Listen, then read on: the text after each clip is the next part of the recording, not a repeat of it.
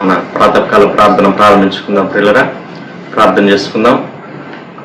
ధవలవర్ణుడా, రత్నవర్ణుడా, 10,000 కాంక్షణీయుడా యేసయ్య, మీకే స్తుతులు స్తోత్రాలు వందనార్చించుకుంటున్నాను. ఆయన దేవా, శ్రేష్టమైన సమయం మీరు మాకు అనుగ్రహించిన విధానం అంతటి కొరకు స్తోత్రాలు చెల్లించుకుంటున్నాం. మీ వైపు చూడడానికి, మీకు మొరపెట్టడానికి మాకు ఇచ్చినటువంటి ఈ భాగ్యం కొరకు మీ స్తోత్రాలు వందనాలు చెల్లించుకుంటున్నాం. దేవా, ఈ సమయాన్ని మా కొరకు దీవించండి, ఆశీర్వదించండి. మా స్తుతుల మీద మీరు ఆశీర్వదించండి మనం ప్రార్థన చేస్తున్నాం. వేవేల దూతల చేత నిత్యం ఆయన పొగడపరిచినటువంటి గొప్ప దేవానికి స్తోత్రాలు వందనాలు చేయించుకుంటున్నాం. ఇదిగో ప్రభా, మేము కూడా వేకుజావని మిమ్మల్ని స్తుతించే భాగ్యం మీరు మాకు అనుగ్రహిస్తున్న విధానం అంతటి కొరకు స్తోత్రాలు. అలాగే మరి తండ్రి 91వ కీర్తన చదువుకునే సమయం అంతటిని కూడా మా కొరకు దీవించండి, ఆశీర్వదించండి. మీ నామానికి మహిమ తెచ్చుకోండి. ఇదిగో ప్రభా, మరి తండ్రి నాయన అయా, మీ వాక్యం వినే సమయం అంతటిని కూడా మా కొరకు దీవించమని ప్రార్థన చేస్తున్నాం. దేవా, శ్రేష్టమైనటువంటి దేవా మీ వాక్యాన్ని దేవా మేము వినే సమయం అంతటిని కూడా మా కొరకు ఆశీర్వదించమని ప్రార్థన చేస్తున్నాం. ఆయన ఇదిగో ప్రభు, చివరి ప్రార్థన ఆశీర్వాదం వరకు మీ సన్నిధి మాకు తోడుగా ఉంచండి. ఆయన మీ ఆత్మశక్తి బలంతో నింపమని ప్రార్థన చేస్తున్నామని యేసయ్య నామములో స్తుతించి ప్రార్థన చేసి అడిగి వేడుకుంటున్నాం పరలోకపు తండ్రి, ఆమేన్. సమయంలో పాట పాడి దేవునామాన్ని ఆయన పడతాం. ప్రియులారా,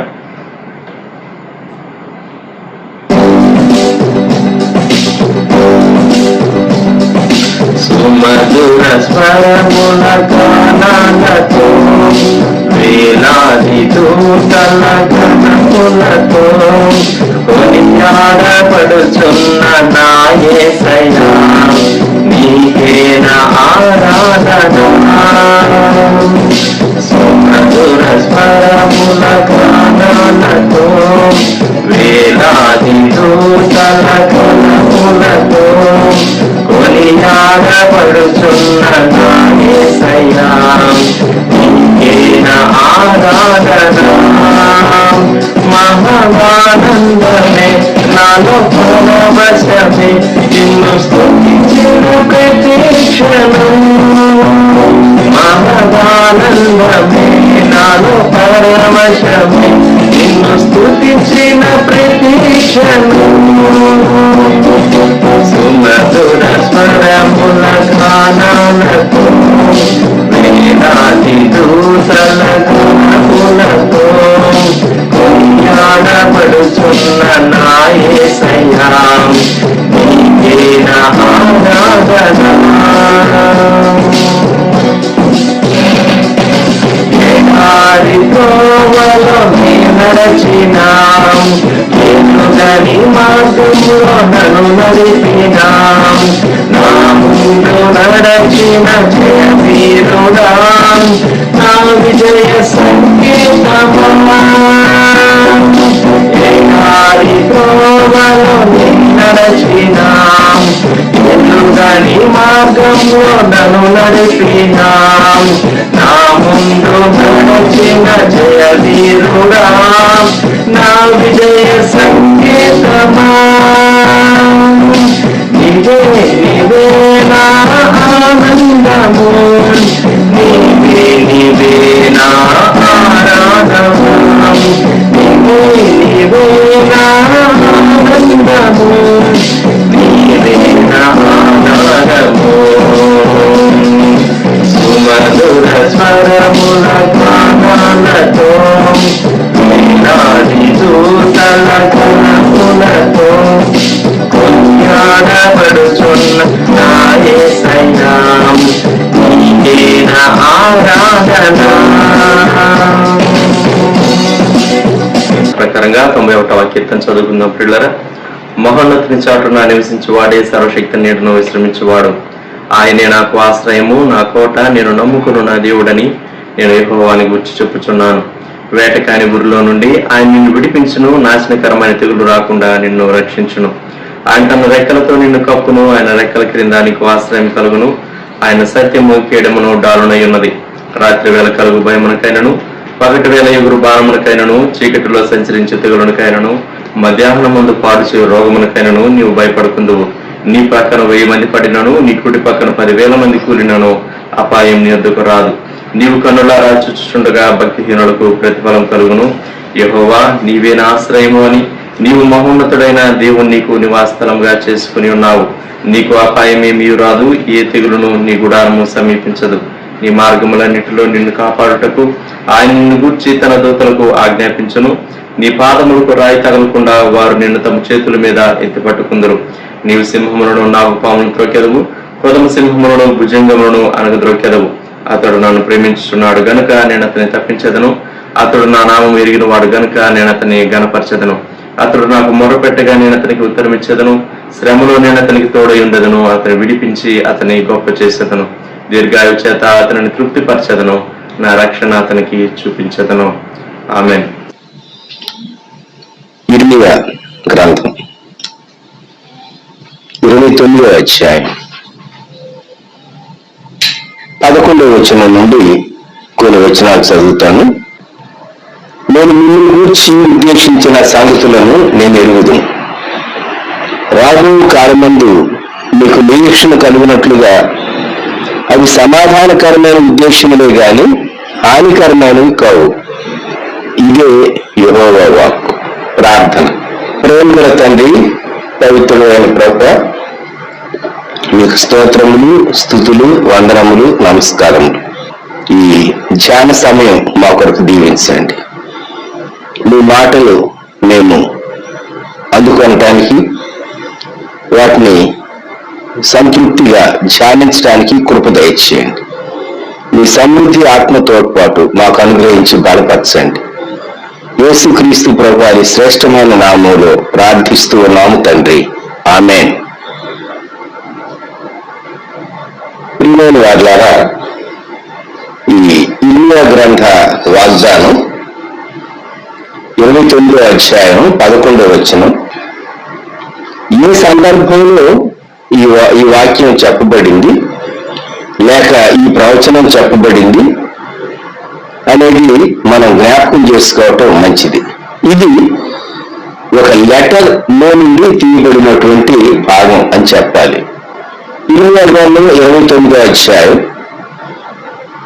రాజైన మొదటి వచనం. యెకొన్యా తల్లి రాణియు రాజపరివారమును యూదాలోను యెరూషలేములోను ఉన్న అధిపతులను శిల్పకారులను కంసాలులను యెరూషలేమును విడిచి వెళ్ళిన తర్వాత ప్రవక్తయైన ఇర్మియా పత్రికను లిఖించి యూదారాజైన సిద్కియా బబులోనులో ఉన్న బబులోను రాజైన నెబుకద్నెజరు వద్దకు పంపిన షాఫాను కుమారుడైన ఎల్యాషా చేతను హిల్కీయా కుమారుడైన గెమల్యా చేతను యెరూషలేములో నుండి చెరపట్టుబడి పోయిన వారి పెద్దలలో శేషించిన వారికి, యాజకులకును ప్రవక్తలకును, యెరూషలేములో నుండి బబులోనునకు అతడు చెరగలిపోయిన జనులందరికీ పంపించిన మాటలు ఇవే.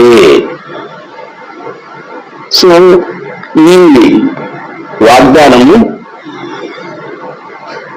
చెరలో ఉన్నటువంటి దేవుని ప్రజలకు చెందినవి. కొన్నిసార్లు నాకు ఈ విషయాలు అర్థం కావు. ఎందుకు ఇలాగ సంభవించింది అని మనం ఆలోచిస్తాం. దేవుడు అంటాడు 11వ వచనం, నేను మిమ్మల్ని గూర్చి ఉద్దేశించిన సంగతులను నేను ఎరుగుదును. ఐ గాట్ ఎ ప్లాన్ అంటాడు దేవుడు. జోసెఫ్ ముందుగా ఈజిప్ట్ తీసుకుని వెళ్ళబడ్డాడు.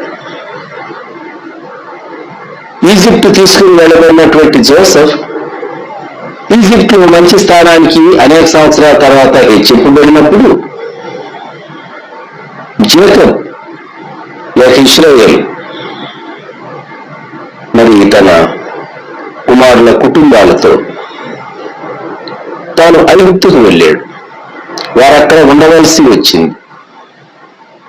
ఇశ్రాయేలీయులు ఐగుప్తులో నివసించిన కాలము 430 సంవత్సరములు అని చూస్తాం.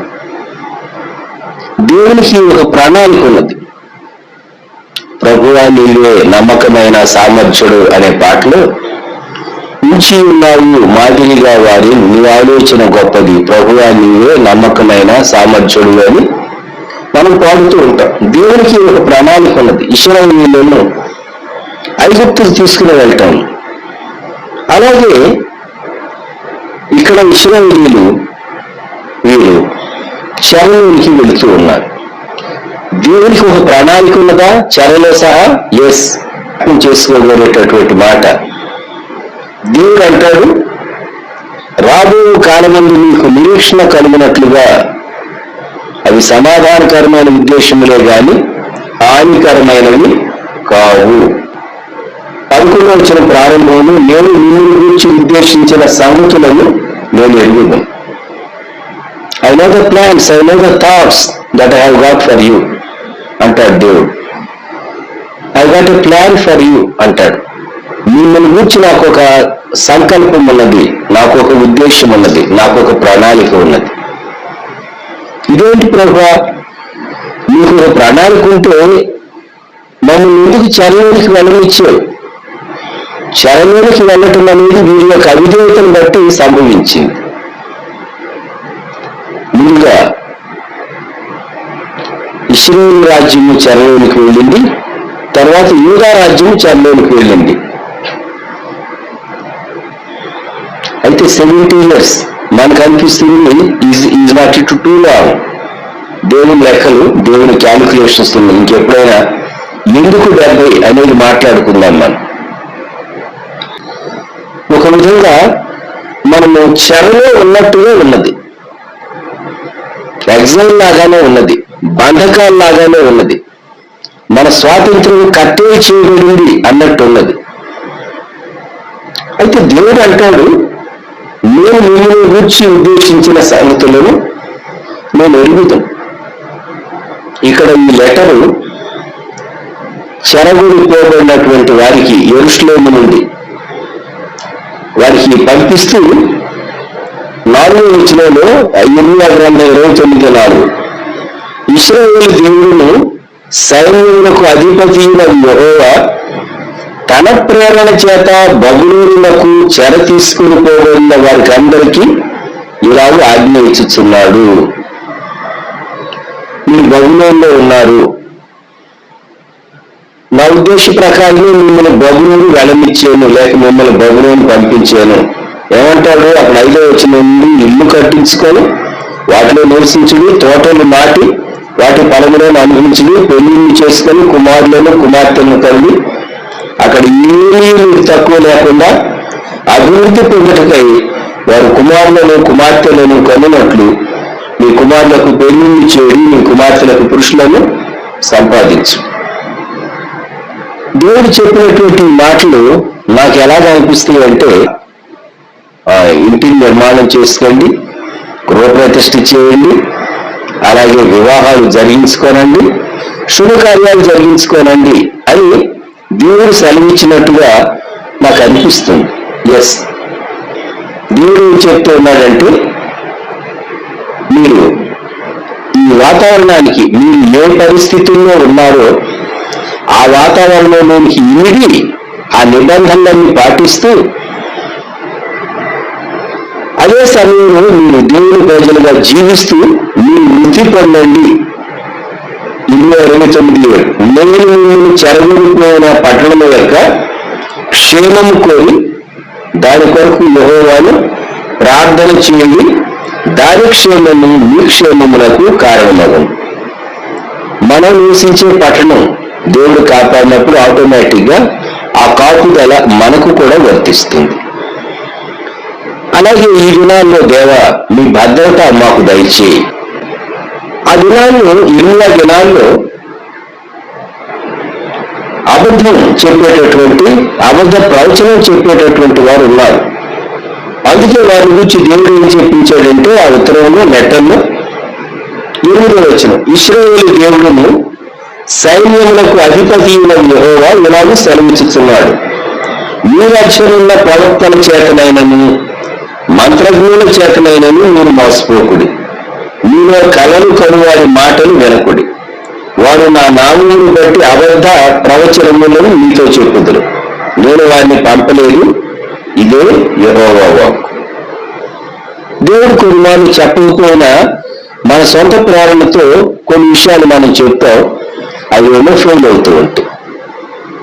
అందుకే దేవుని ఆత్మ ప్రేరణ ఏది, మనము సొంత ఆత్మ చేత మనము ప్రేరేపించబడటం ఏది అనేది డిఫరెన్షియేట్ చేయటం ముఖ్యంగా దేవుని గురించినటువంటి విషయాలు చెప్పేటటువంటి వారు జాగ్రత్తగా ఉండాలి. 10వ వచనంలో యెహోవా ఈ ఆజ్ఞయించుచున్నాడు, బబులోను రాజ్యములకు 70 సంవత్సరములు గతించిన తరువాతనే మిమ్మల్ని గూర్చి నేను పలికిన శుభవార్త నెరవేర్చి ఈ స్థలములకు మిమ్మల్ని తిరిగి రప్పించినట్లు నేను మిమ్మల్ని దర్శించును. దేవుడు పీరియడ్ కూడా ముందే చెప్పేసేసాడు వారికి. చెరలోనికి వెళ్ళిపోయిన ప్రారంభ కాలంలోనే దేవుడు వారికి చెప్పాడు, క్లియర్గా చెప్పాడు. అబద్ధ ప్రవచనం చెప్పినందుకు అనన్య ఏమయ్యాడు అంటే 17వ వచనంలో ఆ సంవత్సరమే 7వ నెలలో ప్రవక్త అయిన అనన్య మృతి నందాడు.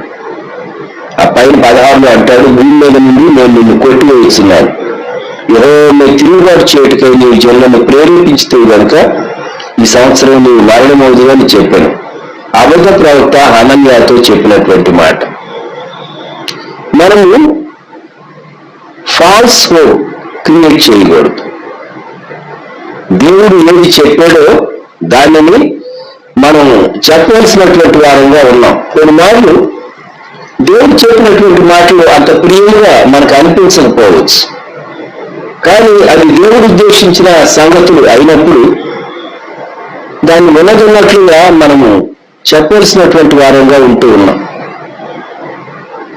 చాలా మార్లు దేవుని వాక్య సందేశం అందించేటటువంటి బోధకులు వారు ఆత్మలో చాలా స్ట్రగుల్ అవుతూ ఉంటారు. కొన్ని విషయాలు, కఠినమైన విషయాలు చెప్పవలసి వచ్చినప్పుడు ఎంత పొలైట్గా వారు ఆ విషయాన్ని చెప్పినా ఖచ్చితంగా వినేటటువంటి వారికి కొంచెం బాధ కలుగుతూ ఉంటుంది. కానీ అది దేవుని చిత్తం, అది దేవుని వాక్కు. దేవుని చిత్తాన్ని మనం మార్చలేము కదా, దేవుని ఆలోచనలు మనం మార్చలేము కదా. దేవుని ఆలోచనలకు అనుగుణంగా మన ఆలోచనలు ఉండాలి, కానీ మన ఆలోచనలకు అనుగుణంగా దేవుని ఆలోచనలు ఉండవు అని మనము జ్ఞాపకం పెట్టుకోవాలి. దేవుని ఆలోచనలు ఎలాగుంటే కీర్తనకారుని 40వ కీర్తనలో చెప్పినటువంటి మాట మనము జ్ఞాపకం చేసుకుందాం. కీర్తన 45వ వచనం. దావీదు రచించినటువంటి కీర్తనలో దావీదు అంటాడు, యెహోవా నా దేవా, నువ్వు మా ఎడల జరిగించిన ఆశ్చర్య క్రియలను, మా ఎడల నీకున్న తలంపులను బహు విస్తారములు. వాటిని వివరించి చెప్పగలనుకుంటున్నా అవి లెక్కకు మించి ఉన్నవి. నీకు సాటి అయిన వాడు ఒకడును లేడు. లెక్కకు మించినటువంటి ఆలోచనలు. అవునా? దేవునికి ఇన్ని ప్రణాళికలు నా పట్ల ఉన్నవా? ఇన్ని ఆలోచనలు నా పట్ల ఉన్నవా? ఇన్ని తలంపులు నా పట్ల ఉన్నవా? ఎస్. నువ్వు దేవునికి లోబడాలే గాని ప్రతి చిన్న విషయంలో, ప్రతి పెద్ద విషయంలో, ప్రతి ప్రాముఖ్యమైనటువంటి విషయంలో, అది నీ ఆరోగ్యాన్ని గుర్చిందే అయినా, నీ ఆర్థిక విషయాన్ని గుర్చిందైనా, నీ ఆధ్యాత్మిక జీవితాన్ని గురించి మరి విశేషంగా దేవునికి ఎన్నో తలంపులు ఉన్నాయి. జ్ఞాపకం పెట్టుకుందాం, ఎన్నో తలంపులు ఉన్నాయి. మనిషితో సహవాసం చేయడానికి ఇష్టపడినంతగా దేవునితో సహవాసం చేయలేకపోతూ ఉన్నాడు. అది ఒక విచారకరమైనటువంటి స్థితి. అంతేకాదు, మనిషి తన కొరకు ఒక లోకాన్ని నిర్మాణం చేసుకుని తన చుట్టూ ఒక గోడ కట్టుకున్నట్టుగా తన చుట్టూ ఒక భ్రమపూరితమైనటువంటి లోకాన్ని తాను నిర్మాణం చేసుకుని దానిలోకి వెళ్ళిపోతూ ఉంటాడు. చాలా మార్లు మనుషులు ఏవేవో చూస్తూ ఉంటారు కదా, ఏవేవో చూస్తూ ఉంటారు. మనుషులు చూసేటటువంటి వీటిని గురించి మనం ఆలోచిస్తూ ఉంటే నాకు అనిపిస్తూ ఉంటుంది, మనుషులు చాలా ఈజీగా అంచెదినాల్లో 2 తిమోతి 3వ అధ్యాయం, అంచెదినములలో అపాయకరమైన కాలంలో వచ్చునని తెలుసుకొని 4వ అధ్యాయంలో అంటాడు, 4వ అధ్యాయము 4వ వచనం, సత్యమునకు చెవి ఇయ్యక కల్పనా కథల వైపునకు తిరుగు కాలము వచ్చును. నేను చాలా సంవత్సరాల క్రితం ఈ భాగం చదివేటప్పుడు నేను అనుకునేవాడిని, మనుషులు ఇంత డెవలప్ అవుతూ ఉన్నారు, ఇంత అడ్వాన్స్ అయినటువంటి కాలంలో కల్పనా కథల వైపు మనుషులు తిరుగుతారా? ఖచ్చితంగా తిరుగుతారు. ఏదేదో షోస్, టాక్ షోస్, ఆ షోస్, ఈ షోస్, మీడియాలో వచ్చేటటువంటి ఇటీవల కాలాల్లో వచ్చినాయి. ఇవన్నీ రాకమునుపు ఈ వచనం చదివినప్పుడు నేను అనుకునేవాడిని, మనుషులు కల్పనా కథల వైపులకు ఎందుకు తిరుగుతారు అని అనుకునేవాడిని నేను. ఎందుకంటే సైన్స్ అండ్ టెక్నాలజీ ఎంతో ప్రోగ్రెస్ అవుతూ ఉన్నది, ప్రపంచం ఎంతో డెవలప్ అవుతున్నది. కల్పనా కథల వైపు మనుషులు ఎందుకు తిరగాలి? ఈరోజు చూస్తే మనుషులు నిజమైనటువంటి లోకం నుండి, పరిస్థితుల నుండి తప్పించుకొని భ్రమలోనికి, అలాగే కల్పితమైనటువంటి వాటిని చూడటానికి, అందులో నివసించడానికి ఇష్టపడుతూ ఉన్నారు. గంటలు గంటలు ఆ కల్పన వాస్తవం కానిది చూసి ఆనందించడానికి, దానితో తమను తాము ఐడెంటిఫై చేసుకోవటానికి ప్రజలు ఇష్టపడుతూ ఉన్నారు అనేది ఈ దినాల్లో ఉన్నటువంటి దుస్థితి. గత సంవత్సరాలన్నిటికంటే కాలాలు గడుస్తూ ఉండగా మనుషులు కల్పనా కథల వైపుకు తిరిగినటువంటి కాలం, ఈ భయంకరమైనటువంటి అంచె దినాల్లో మనం ఉంటూ ఉన్నాం. అయితే దేవుడు ప్రేమించేటటువంటి దేవుని ప్రజలకు దేవుడు వారి పట్ల చాలా శ్రేష్టమైనటువంటి తలంపులు కలిగి ఉన్నాడు. దావీదు భక్తుడు అంటున్నాడు 40వ కీర్తనలో, మా యెడల నీకున్న తలంపులు బహు విస్తారం. తానుతో అనుభవపూర్వకంగా చెప్పినటువంటి మాట, అనుభవపూర్వకంగా చెప్పినటువంటి మాట భక్తుడు దావీదు. 5వ వచనం ప్రారంభంలో, యెహోవా నా దేవా, నీవు మా యెడల జరిగించిన ఆశ్చర్య క్రియలను, మా యెడల నీకున్న తలంపులు బహు విస్తారము. వ్యక్తిగా, కుటుంబంగా, ఒక జనాంగంగా. అందుకే దేవునికి మన యెడల ఉన్నటువంటి తలంపు ఏంటి? దేవుడు ఈ ఉదయకాలం ఏమి చెప్పాలి అని అనుకుంటూ ఉన్నాడు. దేవుడు మనకు సెలవిచ్చేటటువంటి మాట ఇదే. దేవునికి చాలా ప్రణాళికలు ఉన్నాయి. నువ్వేమంటావంటే, ఒక మ్యాప్ గీసి, ఒక డ్రాయింగ్ గీసి, నువ్వు ఆలోచన అంతా ఒక పేపర్ మీద పెట్టి, దేవా ఇంత మాత్రం నాకు చాలు అంటావు. దేవుడు అంటాడు, నాకున్నటువంటి ఆలోచనలు నీ ఆలోచనల కంటే గంభీరమైనవి, నీ ఆలోచనల కంటే ఉన్నతమైనవి అంటాడు దేవుడు. 139వ కీర్తనలో కీర్తనకారులు చెప్పినటువంటి మాట 17వ వచనం నుండి, దేవా నీ తలంపులు నాకెంత ప్రియమైనవి, వాటి మొత్తం ఎంత గొప్పది, వాటిని లెక్కించదని అనుకుంటున్నా అవి ఇసుక కంటేను లెక్కకు ఎక్కువై ఉన్నవి. ఇది దావీదు చెప్పినటువంటి మాట ఈ కీర్తనలు. దేవుని ఆలోచనలు చాలా గొప్పవి, ఎంత ఇన్యూమరబుల్. ఇసుక వేయడం లెక్క వేయాలంటే వేయటం అసాధ్యమే, లెక్క వేయటం అసాధ్యమే. అంటే దేవుడు మన పట్ల ఎన్నో తలంపులు కలిగి ఉన్నాడు అనేటటువంటి దానికి ఇక్కడ పోలిక. దేవుని ఆలోచనలు ఇసుక కంటేను, ఇసుక రేణువుల కంటేను అవి ఎక్కువైనవి, సంఖ్యలో అధికమైనవి. దేవుడు ఇంత ప్రేమించాడా నన్ను? ఎస్. కాబట్టి నువ్వు దేవుని కుమారుడుగా, దేవుని కుమార్తెగా నువ్వు అయ్యావు. దేవునికి స్తోత్రం.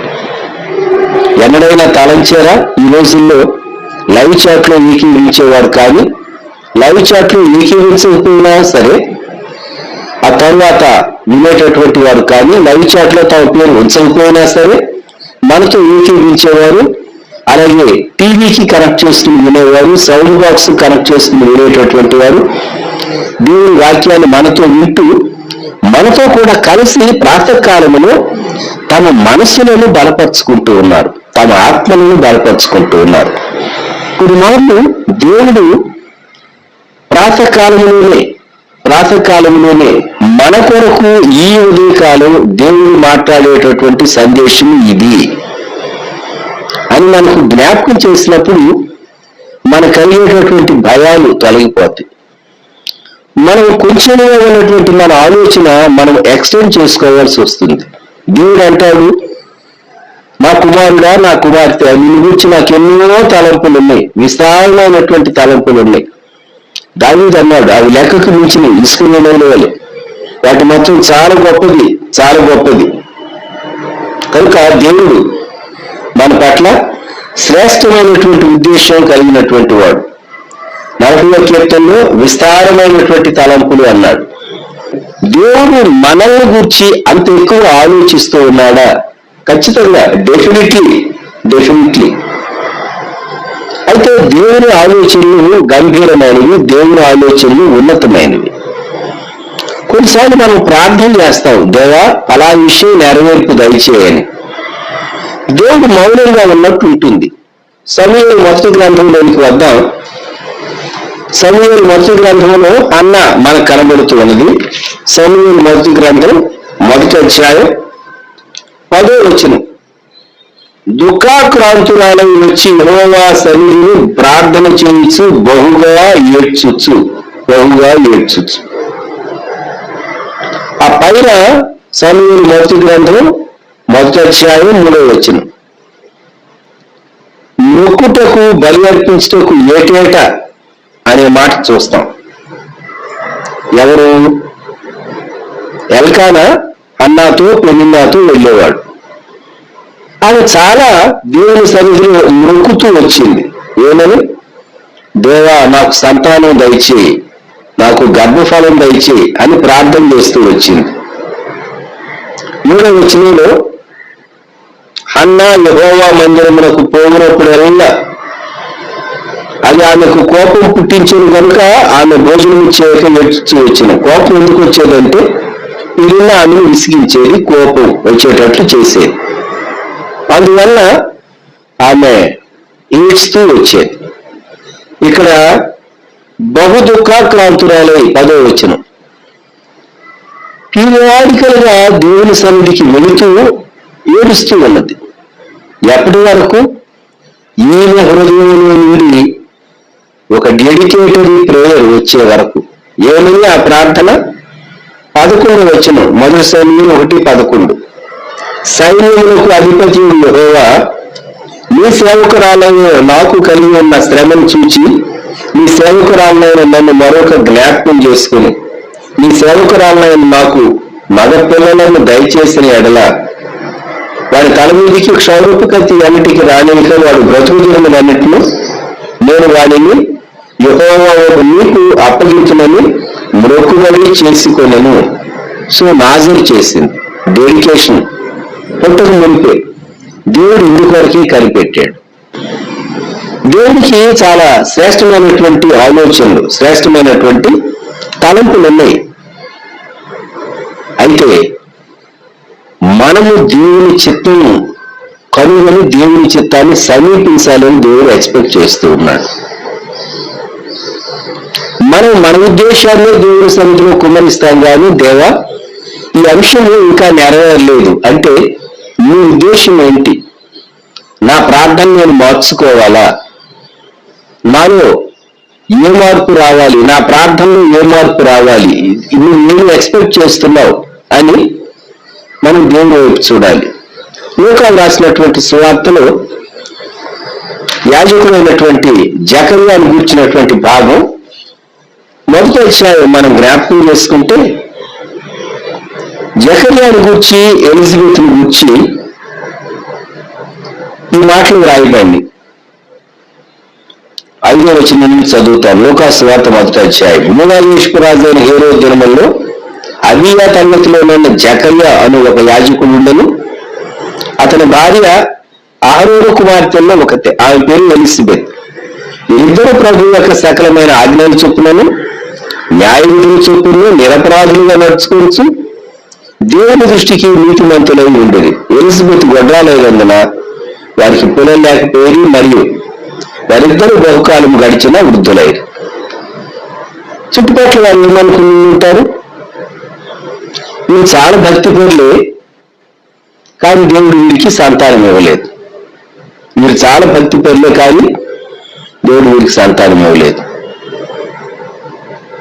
లోకం ఖచ్చితంగా అంటారు కదండి, అనుకుంటారు. మరి ఎందుకు వాడు ప్రార్థన చేశారు సంతానం కొరకు. ఖచ్చితంగా జకర్యా ఎలిజబెత్ ప్రార్థన చేశారు. ఇక ఒక స్టేజ్ వచ్చిన తర్వాత వారు ఖచ్చితంగా ప్రార్థన మానివేస్తుంటారు. కానీ దేవునికి వీరి గురించి ఒక తలంపు ఉన్నది. వీరికి ఒక కుమారుని ఇవ్వాలని దేవునికి ఒక ఉద్దేశం ఉన్నది.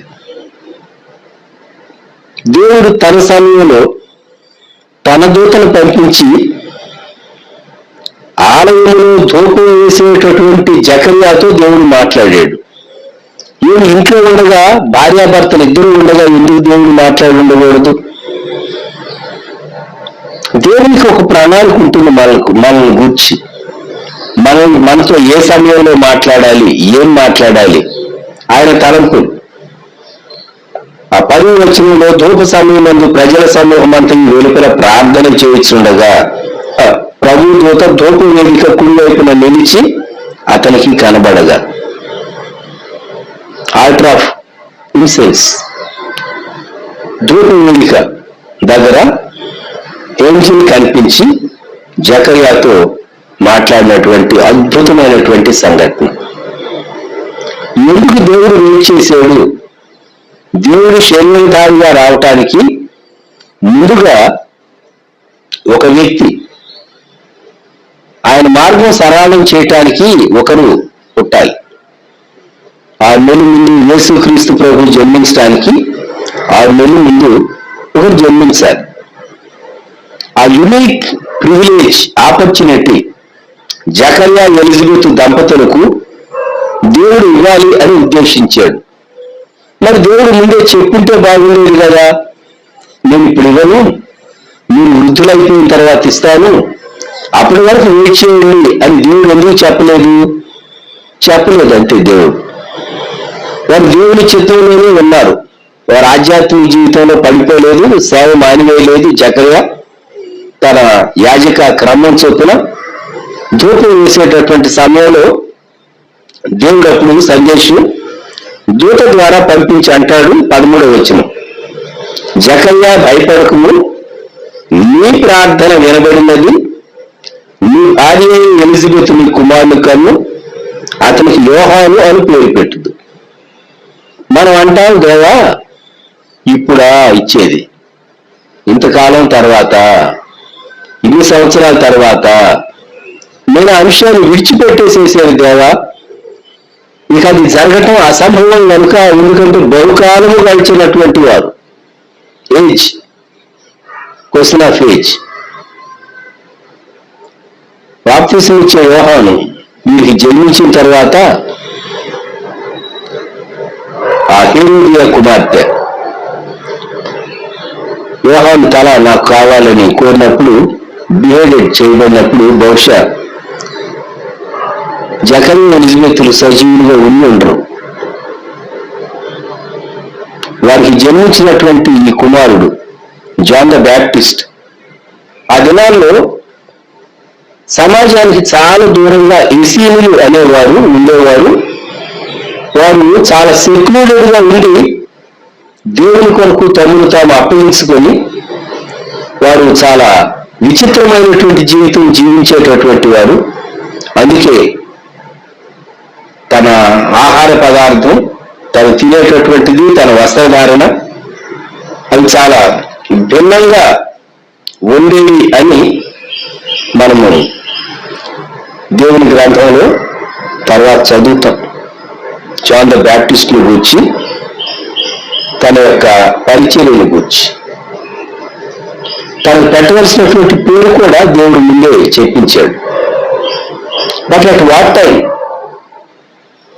వారు ఎక్స్పెక్ట్ చేయనటువంటి కాలంలో వెయిట్ చేసి నిరాశపడి ఇక ఆ విషయం కొరకు ప్రార్థన మానివేసిన తరువాత, అయితే ఇది దేవుని సమయం కాబట్టి దేవుడు జకర్యా కబురు చేశాడు. జకర్యా నమ్మలేదు కనుక జకర్యా మీదికి ఒక చిన్న పనిష్మెంట్ కూడా దేవుడు పంపించాడు, ఒక అద్భుతం చేశాడు.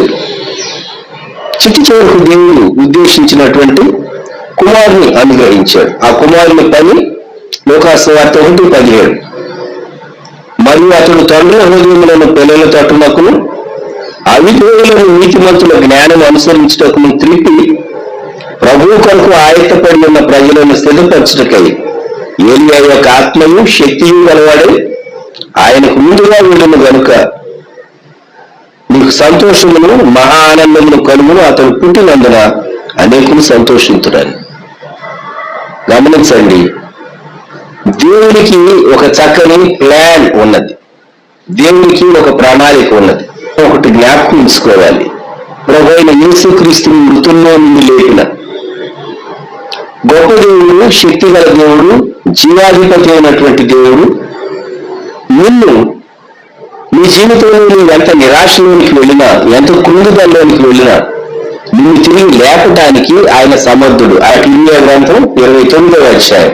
నేను మిమ్మల్ని గురించి ఉద్దేశించిన సంగతులను నేను ఎరుగుదును, మిమ్మల్ని గురించి ఉద్దేశించిన సంగతులను నేను ఎరుగుదు.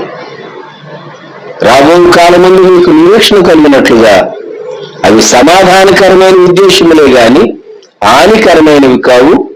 ఇదే యెహోవా వాక్కు. 12వ వచనం, మీరు నాకు మొరపెట్టుదురుని, మీరు నాకు ప్రార్థన చేయొచ్చు ఒత్తురుని, నేను మీ మనవి ఆలకింతును. 13, మీరు నన్ను వెదకిన ఎడల, పూర్ణ మనసుతో నన్ను గురించి విచారణ చేయని ఎడల మీరు నన్ను కనుగొందురు, నన్ను నేను మీకు కనుగలుచుకొందును. ఇదే యెహోవా వాక్కు.